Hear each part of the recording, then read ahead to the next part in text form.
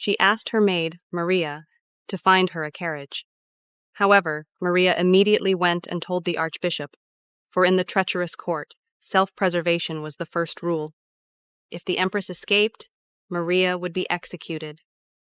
According to the plan, Maria prepared the carriage for Catherine to flee the city, and Catherine hid in a trunk inside the carriage.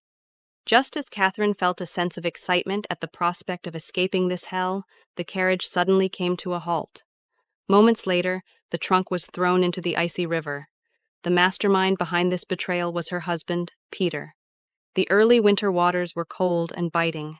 Peter stood emotionlessly, watching as the trunk sank into the water.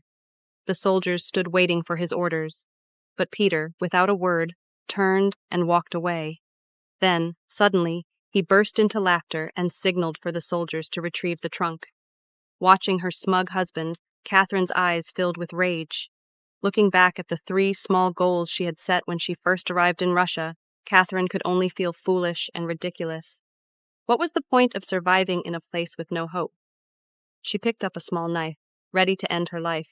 However, she was met with Maria's ridicule.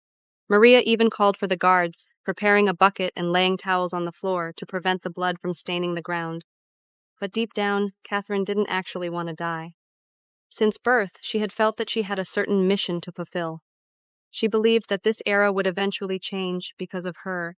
It was just that she hadn't yet figured out the way forward. At that moment, Maria revealed to her a royal law that would change her life forever. In Russia, if the emperor died without an heir, the empress would inherit the throne.